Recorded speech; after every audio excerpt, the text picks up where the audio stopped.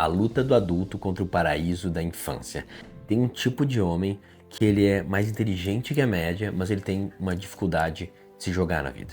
Isso acontece por conta da relação que ele teve com a mãe dele na infância. Mas existe uma forma não só de superar essa condição psicológica, mas de destravar integralmente a vida dele. Hoje a gente vai falar sobre Puer Aeternus. Puer Aeternus foi um termo que foi cunhado, ou pelo menos ele ficou famoso, depois que o Carl Gustav Jung, o pai da psicanálise junguiana, pegou ele e usou para descrever esse tipo de homem. O termo Puer Aeternus, ele vem dos mistérios lusianos de Metamorfoses, uma história muito antiga, onde Ovídio, o autor, em um momento se refere ao deus Iaco como deus criança, e ele fala Puer Aeternus. Iaco, depois a gente consegue identificar ele como Dionísio ou Eros. Independente, quem realmente deixou mais claro pra gente, mais mastigado, foi a discípula dele, Marie-Louise von Franz. E ela fez isso através de um estudo aprofundado sobre esse tipo de personalidade, e ela deu uma série de palestras para psicólogos e especialistas da área de saúde há muitos anos atrás, o que virou um livro chamado Puer Aeternus. Do latim, puer quer dizer jovem ou juventude, e aeternus quer dizer eterno. Então, o termo, ele literalmente significa juventude eterna, o que é mais claramente simbolizado na sociedade moderna como o Peter Pan, que até um outro jeito de chamar é o complexo do Peter Pan, ou por uma outra imagem que é muito mais perigosa e muito mais oculta, que é a do Pequeno Príncipe. Mas depois a gente vai falar um pouco mais sobre isso. Mas o que é importante você saber? O homem que está preso no paraíso da infância, o Puer Aeternus, ele pode, aos olhos nus, a uma certa distância, parecer um homem completamente normal. Ele pode ter uma família estabelecida, ele pode ter um trabalho, ele pode ter até um certo sucesso. Só que é lá no fundo da alma dele que tem um incômodo. E ele está escondido em pequenos comportamentos, em reações emocionais. Tem esse padrão que trava a expansão dele de uma forma mais integral e potente. E essa latência, essa vontade de se jogar para a vida, ela está tensionada com o medo da vida. E se não for bem atendido, se a gente não trouxer para a consciência e trabalhar intencionalmente nisso, essa tensão, esse incômodo, ele pode ter consequências graves, não só consequências psíquicas, mas também pode se desenvolver em transtornos e depressão. E o pior, a gente criou uma sociedade, como a gente vive hoje em dia, a sociedade moderna, que virou plantação de Puer Aeternus. Quando a Marie-Louise von Franz escreveu, refinou essa tese há mais de 80 anos atrás, ela está falando sobre uma pequena porcentagem dos homens, uma parte não tão significativa. Hoje em dia, isso cresceu muito e acomete milhares de homens e, na minha visão, cada vez mais. E que sem informação e consciência, eles continuam presos no padrão, sem nem entender muito bem por que eles estão ali e o que fazer para sair. Só que agora isso vai ficar infinitamente mais claro. E ao final desse vídeo, tu vai entender o quanto que você se enquadra nesse perfil de homem, mas mais importante, o que começar a fazer para se destravar, desbloquear, usar o poder escondido do Puer Eterno, mas conseguir tirar toda essa barreira, as limitações e viver uma vida mais integral e não limitada por essa maldição do Puer Eterno. Só um pequeno aviso antes de a gente começar o conteúdo que acho que é importante você saber. Eu sou Adriano Hadi e eu já ajudei mais de 500 homens a sair da mente calculista e paralisada e congelada, que são as características do Puer, por uma vida de mais coragem e de mais entrega e de mais leveza. Eu sou assumidamente um Puer Aeternus em tratamento ao longo desses 10 anos. A primeira pessoa que eu mais apliquei esses conceitos foi em mim mesmo. Eu não sou psicólogo e nem psiquiatra, porém eu trabalho como terapeuta e mentor, agora já faz mais de 10 anos e já atendi mais de 500 homens nesse processo. Eu tenho um trabalho que é o mais importante, que é a Academia do Homem Virtuoso, onde a gente trabalha semanalmente conceitos como esses e outros para conseguir desenvolver essa maturidade, essa firmeza, sair da mente e ir para uma vida de mais coragem. É baseado nessas aulas que eu dei, nesses atendimentos individuais e principalmente num trabalho que a gente ficou 6 meses, toda semana, por 2 horas se encontrando no meu grupo avançado para destrinchar o livro Puer Aeternus, da Marie-Louise von Franz. Com tudo isso que eu formei a tese que eu estou te apresentando aqui.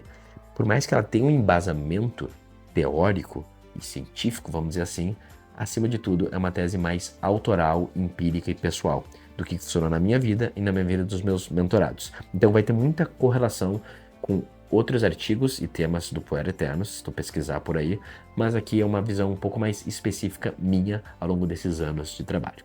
Isso dito, a gente pode começar, mas antes de eu explicar como que se forma o Puer Aeternus e como a gente resolve essa condição, é importante tu saber quais são os traços, quais são os comportamentos, quais são os sintomas, até para conseguir identificar mais facilmente o quanto que você se enquadra nesse perfil.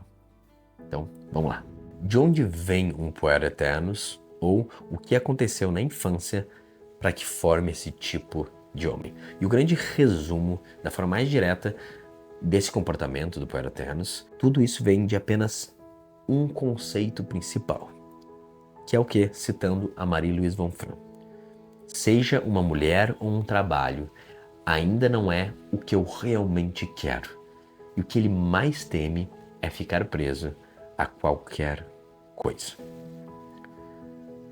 O tema principal que gera ele, que prende ele, é simplesmente o medo do vínculo com o feminino. Seja no casamento, seja na construção de uma família ou de uma sociedade, seja se comprometer com um ofício, com uma carreira, ou até com a sua vocação ou com uma missão. Esse medo de ele densificar, de ele sair do céu, do espaço das possibilidades para ir para a dureza da terra, é o que mais define ele, o que mais leva ele para esse tipo de característica de homem. Seja consciente ou inconscientemente, lá no fundo da alma do Puer tem um medo da morte da liberdade, é o medo do vínculo, do comprometimento. E por conta desse medo, que ele nunca tem coragem de realmente se comprometer com nada. Ele até pode casar, mas faz de um jeito às vezes mais racional. Normalmente ele enrola muito, ou até para namorar, ou para mudar, ou para casar, e às vezes ele faz de um jeito um pouco mais, não, é isso que eu quero fazer, mas não se entrega de coração para aquele relacionamento. Ele pode fazer uma empresa, uma sociedade, um trabalho, mas ele sempre faz bem que olhando se está bom para ele ou não. Ele segue os acordos, mas nunca se entrega de coração para aquele trabalho ou, mais importante, para uma missão maior, para a sua missão maior. Então, ele é sempre um pouco mais calculista, mais pé atrás. Ele pode gerar resultados incríveis por conta das habilidades que ele tem, mas tem um lado dele que sempre está meio que indo ali com 80%. Porque ele tem medo de que se ele se entregar completamente para qualquer coisa, ele vai morrer no processo. Então, ele vai procrastinar o que é realmente essencial. Ele vai procrastinar tudo que pode ameaçar de verdade a sua liberdade, a sua independência, que são os seus tesouros mais sagrados. Você lembra como começa o Peter Pan? Ele começa perseguindo a sombra dele que ele perdeu.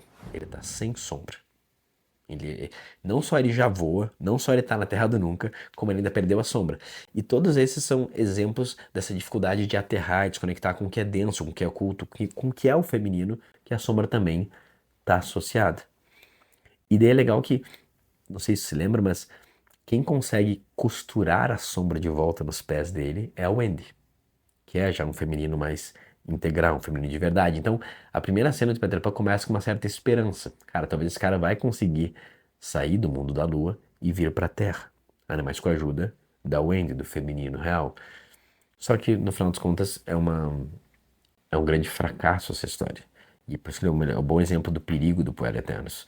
Porque ele entra em contato com a Wendy, que é o feminino real, imperfeito, com falhas, que cobra, que gera limitações, vínculos e problemas, vamos dizer assim. E ele tem a Tinkerbell, que é a Sininho. E a Sininho, ela só meio que é a idealização da mãe, do feminino original, de Afrodite. É só uma fantasia. Em último caso, ele meio que escolhe a fantasia, em vez da Wendy. Ele escolhe ficar no Terra do Nunca, em vez do mundo real. No final das contas, ele não consegue se densificar e ter coragem de realmente sair da infância para entrar no mundo adulto. Isso é exatamente a mesma coisa que o Pequeno Príncipe faz. Mas a gente vai falar com ele no finalzinho um pouco mais, porque é uma história um pouco mais obscura, perigosa e profunda. Também a mesma coisa, usando um exemplo mais moderno, que acontece com o Goku. O Goku, quando ele tem o Gohan, o filho dele, ele não faz o trabalho do pai de se soltar tudo e cuidar do filho. Na verdade, ele joga o Gohan pro Piccolo e ele volta lá a voar pelos céus, literalmente voar pelos céus e continuar lutando as batalhas dele, querendo ser um herói.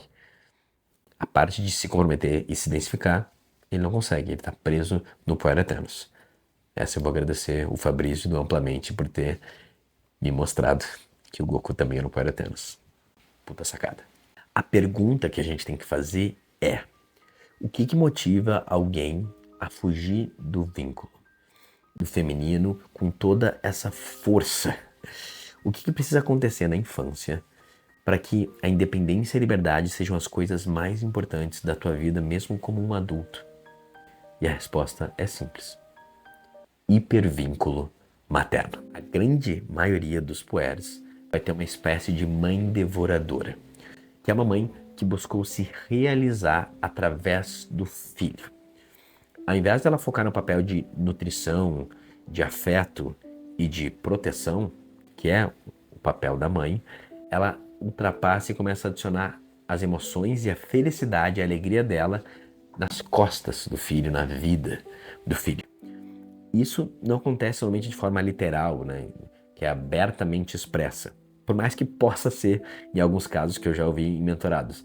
Mas por mais que ela não tenha dito essas palavras, pelas suas ações, comportamentos, energeticamente, ela passa isso para a criança. E é passar o quê? Você é a razão da minha vida. Você é meu grande amor. Você é minha grande alegria. Parecem frases bonitinhas que uma mãe pode dizer para um filho, mas elas carregam um peso gigantesco. Porque quando o filho não só precisa entender a própria vida, integrar e crescer, mas além disso ele tem a responsabilidade que a mãe dele seja feliz e realizada através dele, isso acaba acontecendo uma parentalização precoce. Porque o menino, ele começa a ficar responsável não só por si mesmo, que ele nem tem a capacidade, mas também pela sua própria mãe. E isso tem consequências gravíssimas. É daí que ele desenvolve alta sensibilidade. Porque ele está sempre olhando se a mãe está bem ou não. E isso tem seu benefício, vamos dizer assim. Mas ele tem um custo muito alto. Porque de alguma forma ele foi roubado na infância. E é um pouco por conta dessa infância ter sido roubada que de alguma forma ele não tem coragem de ir para o mundo. Ele está sempre tentando buscar algo que ficou faltando. Por conta dessa mãe devoradora que teve um vínculo muito próximo e botou de alguma forma suas emoções, sua alegria e sua felicidade nas costas do filho. Quanto isso é a sua vida e a sua relação, isso não é tão simples de identificar, porque muitas memórias elas estão bloqueadas e ocultas. É muito difícil tu ter clareza que ela falou essa frase ou ter essa sensação. Quando tu fala assim, tu vê o quão pesado e o quanto é uma violação, é um certo incesto psíquico. Mas sendo bem sincero, mano, ainda mais com a cultura brasileira, latina, é bem improvável que em algum sentido tua mãe não tenha feito algo parecido. E as razões são variadas, mas elas são muito simples. Quase sempre falta uma relação que ela tinha com o pai dela, mas principalmente com o marido dela, que é o teu pai. Por provavelmente ele estar mais ausente, porque ele está fechado emocionalmente, porque ele está trabalhando, não faz sentido, ela sente uma carência do masculino. E de repente ela vê na frente dela um masculino que meio que está totalmente conectado e vulnerável. E de forma inconsciente ela acaba projetando o masculino nessa criança e meio que se alimentando do masculino através do próprio filho. Por isso que o nome é a mãe devoradora. Eu acho forte essa imagem para a gente entender o dano que isso causa. Por mais que ela pode fazer num espaço totalmente amoroso, sem o mínimo de consciência, como diz Winnicott, só fazendo na realidade o melhor que ela podia, sendo uma mãe boa bastante. A gente não tá aqui para julgar as mães, entrar em conflito com elas e xingar como você pôde. A gente tá aqui para observar os fenômenos e os efeitos que eles têm. Existe uma pequena porcentagem de homens que entram no hipervínculo materno, mas num espaço diferente, que não tiveram uma mãe devoradora, mas eles tiveram uma mãe ausente. A minha média dentro dos meus mentorados que eu atendi é que é mais ou menos uns 10%, tá? Não chega a 15% de homens que têm essa mãe ausente. Naturalmente, é mais comum a mãe devorar o filho e se hipervincular. Mas tem algumas que, por outras razões, que a gente não vai entrar aqui, elas se abstêm. Elas deixam o menino com os avós, ou ela deixa o menino com o pai e vão viver a vida buscando sua própria liberdade. E isso gera um conflito muito grande dentro do menino, porque ele não recebeu o afeto principal, o afeto básico, mais importante que o do pai, que é o da mãe. E daí, por conta desse buraco, ele tenta meio que buscar esse preenchimento do feminino que faltou na vida. Seja com drogas, esportes radicais e, na real, toda a característica do poder eterno. Buscando de uma mulher através da outra, esse Dom Juanismo, né, que é uma dos sintomas do poder eterno, porque ele está sempre que nem um drogado, buscando a próxima droga ou a próxima mulher. Ele é apaixonado em apaixonar-se, achando que em algum momento ele vai conseguir preencher esse buraco do feminino original da mãe com uma mulher, mas ele nunca consegue. Porque o que a gente tem que buscar não é esse feminino original, é só uma mulher imperfeita. A gente só faz isso quando a gente conseguiu integrar um pouco melhor essa condição do Puer Eternos. Então, por mais que não teve uma mãe devoradora, ele ainda está hipervinculado com o materno, no sentido que ele gostaria de ter. E ele é movido por essa nostalgia, porque ele gostaria de ter, e ele acaba, da mesma forma, sendo um Puer Eternos também, e tendo comportamentos que são basicamente os mesmos. Então, independente se está na pequena porcentagem da mãe ausente, ou na grande da mãe devoradora, no final das contas, qualquer uma dessas relações com a mãe vão gerar essa condição do puer eterno. No final das contas, existe essa confusão com o feminino original. Então, essa violação ou essa falta gera um medo muito grande. Então, o puer eternos, e eu fiz isso por muito tempo, ele fica com muito medo de se jogar no oceano. Por quê? Porque na realidade, quando ele era criança, ele foi afogado. Ele foi afogado pelo feminino. E ele não conseguiu lidar com o feminino, ele achou o feminino uma coisa que é uma sobrecarga muito grande, e é demais. Então, tudo que é denso, que é um relacionamento, comprometimento, se entregar para uma missão, tudo que é feminino, tudo que é esse oceano, ele morre de medo. Ele, que nem o Peter Pan ou o Goku, ele quer voar para longe. Ele quer, se ele puder, descolar da Terra. Eu acho curioso que a Marie-Louise von Fran, ela também cita hobbies e interesses que normalmente têm em comum com esse tipo de homem. E daí isso eu não sei o quão que é verdade, mas só vou citar o que ela diz. Quando a gente busca, por exemplo, a escalada, coisa que eu fiz por muitos anos, o alpinismo, quando a gente busca o avião, né, ou o parapente, o paraglider, coisas que nos fazem a gente descolar do chão, ou sair do chão escalando, ou só a alta velocidade de um carro ou de uma moto, todos esses são tentativas de a gente conseguir quase meio que se desconectar da mãe Gaia, da Terra, porque a gente tem uma vontade de não estar aqui aterrado e não ser limitado por conta dessa relação que foi meio torta e quase incestuosa com o nosso feminino original, que é com a mãe. Então, normalmente, quem tem muito interesse é chamado para essas coisas, mas que também tem uma linha tênue, né, de chegar perto da morte, mas também de sair da Terra, podem ter características do poder eterno. Eu não sei, isso aí você que avalia e sabe. O que eu sei é que eu era viciado realmente em escalar e eu queria de qualquer forma só ficar experienciando esse tipo de adrenalina. E hoje em dia eu acho incrível e eu faço de vez em quando, mas eu tô focado mais no jiu-jitsu, que é uma coisa bem de se intensificar e se conectar com a vida e com a matéria. Continuando. A mãe devoradora, ela normalmente se sentia sozinha, sentia essa falta que eu comentei antes. E às vezes um pequeno detalhe como tu vê ela chorando, ela triste, e ela de alguma forma te confidenciar algumas coisas, você ser um amigo da sua mãe, já é essa relação que começa a violar e tu começa a se sentir responsável por ela e de alguma forma ser meio que o marido dela, em vez de ser o filho. E isso gera um peso muito grande para a criança, porque não só ele tem que lidar com as próprias emoções, ele tem que lidar agora com as emoções de um adulto que teoricamente é responsável por ele. Então é quase como se a casa caísse. Ele tem uma sensação de uma insegurança, de uma instabilidade. Por mais que a tua família seja super organizada e teoricamente por fora, um pai e mãe que te amam e que ficam próximos de você, que te dão atenção. Não é sobre isso, é sobre se de alguma forma essa instabilidade da mãe foi vista pelo filho e não só foi compartilhada com o filho poder ajudar a mamãezinha. E daí ele começa a vida com um sentimento de fracasso. Por quê? Porque não tem como um filho conseguir resolver as emoções ou a felicidade da mãe. Ele sempre vai fracassar porque a gente é menor que ela, a gente não tem essa capacidade. Então a gente aceitou uma missão impossível de a gente ter sucesso. A gente segue para a vida com esse pensamento inconsciente que é: eu não consegui salvar a minha mãe. Como eu falei, tem poucos que a mãe não foi devoradora e que ela foi ausente. Só que a falta desse vínculo acaba tendo o mesmo efeito. Ele não conseguiu, no caso, ter a mãe, o que acaba gerando a mesma coisa. A sensação de ter fracassado com o feminino original, de não entender e de se sentir sobrecarregado com ele, que gera esse hipervínculo. No lado ausente, essa falta desse contato gera pensamento que é: cara, o que me faltou, o que poderia ter sido, e eu fico pendurado nesse pensamento.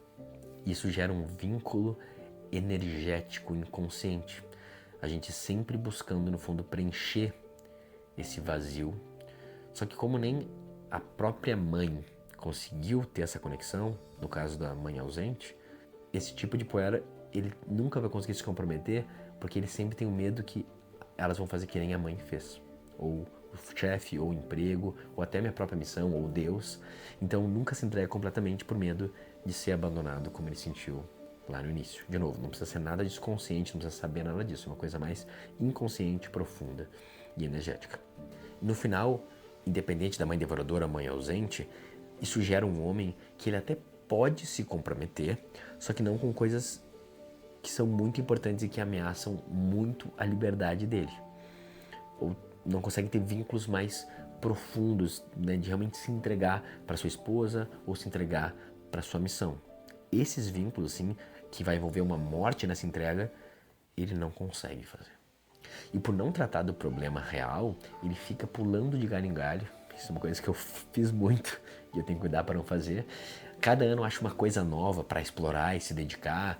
De repente busca um outro emprego, agora busca uma outra cidade ou busca uma outra mulher. Porque pro Poeira Eternos ele pensa da seguinte forma: o problema da minha vida é preenche aqui qualquer vínculo. Seja a cidade, o trabalho, a mulher. Então se eu mudar isso aqui, minha vida vai mudar. O que não é verdade, porque a vida vai continuar basicamente a mesma. E ele fica nessa instabilidade de mudar para um para o outro, só que nunca resolve o problema. Importante que essa mudança não precisa ser a cada 2, 3 meses, tá? Pode ser a cada 2, 3 anos. Então de longe até parece um cara estável, mas lá no fundo ele sente que ele tá de um pro outro, de um pro outro, e parece que nenhuma é boa o bastante. No final ele tem o medo de se entregar absolutamente para qualquer coisa. É que nem o Peter Pan. Ele está descolado da própria sombra, ele está descolado da terra, do tempo. Ele quer viver nas nuvens, na terra do nunca, onde o tempo não passa. Ele não quer se comprometer com nada de forma irreversível. E assim, ele nunca vive de verdade. Ele fica na margem, imaginando como poderia ter sido a vida se ele tivesse vivido por inteiro e com coragem.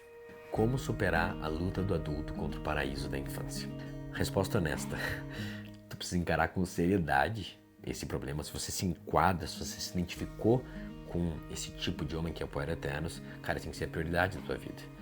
O meu trabalho é ajudar Poeira Eternos a conseguir usar todos os seus talentos, sair da mente e se comprometer com a vida, se entregar para a sua vocação.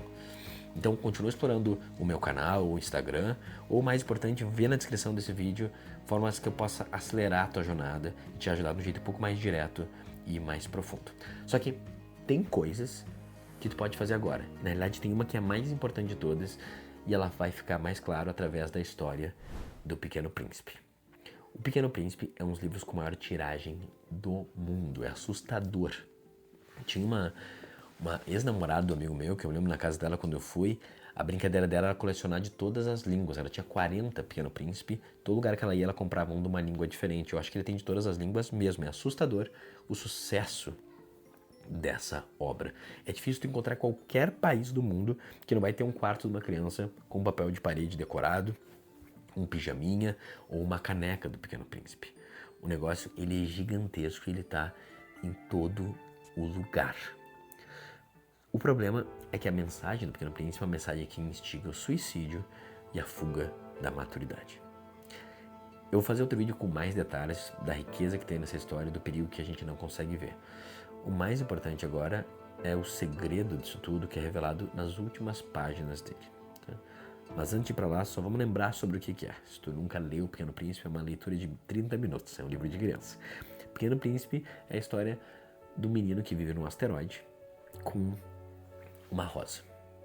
E ele gosta da rosa, ele ama a rosa, mas a rosa fica enchendo o saco dele, uma hora fica sem paciência da cobrança, da reclamação dela, e ele pega e resolve ir embora e passear. Ele passa por um monte de asteroides, que representa meio que a sombra do mundo adulto, tudo que ele odeia no mundo adulto, e ele acaba descendo para a Terra, né? Uma visão mais antroposófica de Steiner, encarnando. Ele sai das estrelas, do espírito, e encarna na Terra. Então ele vira um menino de verdade, o Pinóquio, na Terra. E lá ele até faz amigos, ele encontra o piloto, que no caso é quem está escrevendo o livro, ele encontra a raposa e a cobra, e ele faz amizades, ele entende sobre como que é o mundo dos homens e o mundo da Terra. Só que ele começa a sentir saudade da rosa, que a rosa é a infância, é o amor primordial, é o complexo materno. E por mais que ele tenha gerado vínculos na Terra, é mais forte a nostalgia da infância, ou vamos dizer assim, a saudade da mãe. E a raposa avisa ele, ela fala, a raposa tem a frase mais icônica de todas, que essa é uma frase muito bonita na realidade, que é: você é eternamente responsável pelo que cativas. Se você me cativou, agora você é responsável por essa relação e por você ter me cativado. A raposa está falando do vínculo, está falando do feminino, está falando da responsabilidade de ser um adulto e arcar com as consequências de se relacionar. E o Pequeno Príncipe fala: não tô nem aí pra ti, não tô nem aí pra ninguém. E a cobra explica pra ele que se ele quiser, ela pode levar ele de volta. E ele fala: eu quero voltar, que eu tô com muita saudade. E daí ela pica ele morre. E ele desencarna. É uma história sobre um menino que não quis ficar na vida, porque ele queria voltar pro mundo da infância, e ele se mata pra voltar. É uma história sobre suicídio, contada teoricamente de uma forma poética. Eu não tô inventando isso, mano. Se tu tiver o livro aí, vai lá na tua estante, pega e vê as últimas páginas do livro. É sobre isso. Eu não entendo como a gente consegue ver essa história e achar ela bela e ela incrível. E, cara, isso começou a explodir muito nos últimos 20, 30 anos, onde também começou a explodir o suicídio. Ele tá mais alto que nunca, principalmente para crianças e para adolescentes. E, na minha visão, tem uma certa correlação entre os dois. Seja a resposta do outro, ou um aumentando o outro. No final das contas, com certeza a gente ficar vivendo essa mensagem e romantizando ela não ajuda a nossa jornada, porque O Pequeno Príncipe é a grande história do Puer Aeternus. E é um grande manifesto do Puer Aeternus no sentido que se você sente isso, você tá certo. A vida é muito dura e chata, esses homens adultos não sabem de nada. Vamos só voltar à infância, que nem o Peter Pan, o Pequeno Príncipe. O que é muito doido é que o Puer Aeternus, no final das contas, se não tratado, ele vai ser levado para a depressão e para a morte.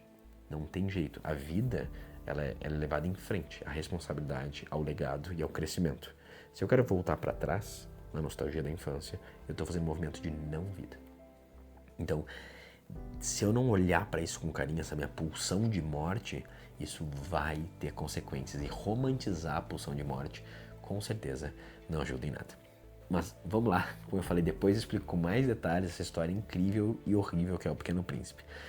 O mais importante está a chave disso tudo, que é o que tu pode fazer agora para começar a mudar isso. Tanto o Peter Pan quanto o Pequeno Príncipe, ou até Aquiles, todos eles negam a vida. Eles escolhem a morte. Por quê? Eles têm medo de se perder no oceano que é o feminino. O hipervínculo materno, seja pela mãe devoradora ou pela mãe ausente, acaba gerando uma trava no coração desses homens. No coração do Pequeno Príncipe só tem espaço para Rosa. Feminino original, pro complexo materno, não tem espaço para raposa e para ninguém mais. No coração do Peter Pan, não tem espaço para Wendy, porque ela está ocupada pela fantasia idealizada da Sininho. E no coração de Aquiles, também não tem espaço para nada, porque está tomado pela Tétis, a sua mãe deusa, literalmente uma mãe deusa. O convite que eu faço para todos os homens que se identificam em algum nível com esse tipo de homem, com esse perfil do Puer Aeternus, é muito simples e direto e ao mesmo tempo a coisa mais difícil de todas de fazer. Que é o quê? É entregar com alegria a felicidade, a vida e a salvação da tua mãe. É entregar a vida dela de volta para ela ou até para Deus. É entender que mesmo antes de tu nascer, ela já vivia essa vida e que em nenhum momento você foi responsável de fato. Você não tem essa capacidade. Ela consegue ser feliz sozinha ou pelo menos através da própria experiência de Deus cuidando dela e do universo. Não é o teu papel fazer isso. Então, é uma postura interna, não é tão simples de fazer, mas o mais importante é você virar essa chave. É fazer como Percival e ir atrás do santo grau, que é a tua missão. E nesse processo, tu olhar para trás e tu ver tua mãe chorando em tristeza porque tu abandonou ela, e você só voltar, olhar para frente e seguir. Atravessando essa dor, dessa traição de não ser mais o filhinho da mamãe, de não ter uma grande preocupação com a felicidade, com a vida dela. Por quê? Porque você voltou pro teu lugar de filha. E você está seguindo o chamado, se entregando para a vida e não preso no passado, no hipervínculo materno. É realmente entregar a vida e a felicidade da tua mãe de volta para ela. Consegue. Agora, existe um tipo específico de puer eternos que ele tem outras características além dessas.